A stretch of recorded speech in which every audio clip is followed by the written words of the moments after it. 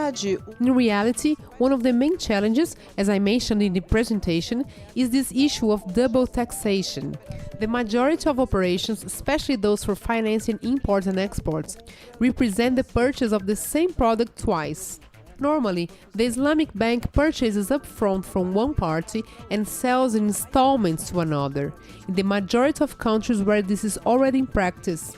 Like in the United Kingdom, but also in France and Germany, the tax authorities, knowing that it's an Islamic product, have already written and adopted the legislation so that only one leg of the operation is taxed. But we do not have this here in Brazil.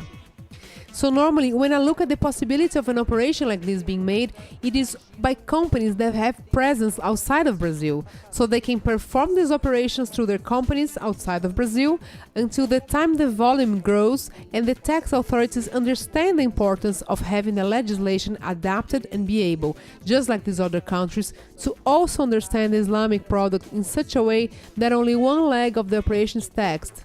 Otherwise, it becomes unviable because the operation will be too costly. The vast majority of Brazilian exporters are present outside the country, so this would not be a serious problem considering the current reality.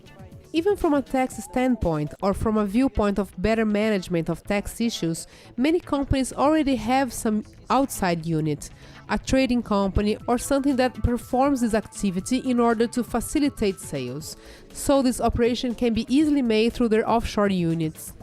It's obvious that when these more sophisticated products reach the country for the first time, they are normally accessed by larger companies, those that have already been in the market for more time. They start using the product, and because of this use on a larger scale by these big companies, the smaller ones will later follow suit, but this would have to occur with the big companies first. Islamic finance is almost like a halal form of operating your finances. In other words, you're going to finance an operation without violating the principles of the Islamic laws. So for all of these operations, if I had to choose the two most relevant points, it would be the non-payment interest and not running unnecessary risks, where the bank ends up participating more like a partner to its clients than merely an institution that will lend money and remain exempt.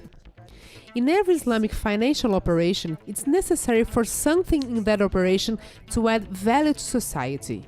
One can never simply speculate with money because money has no value over time, as occurs in traditional banking, where one can purely and simply speculate with money without adding any value to society, and in doing so, achieving positive results.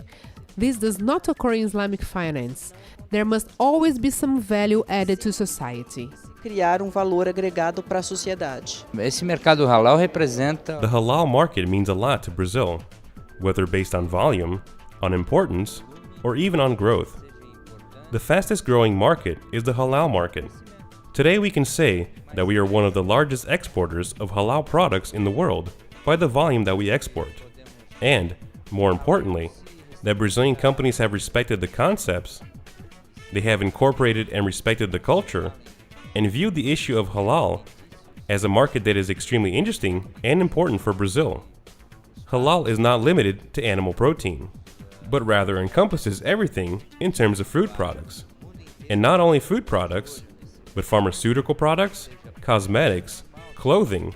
The whole world has its eye on this market due to the number of people that consume these types of products. Consome esse tipo de produto.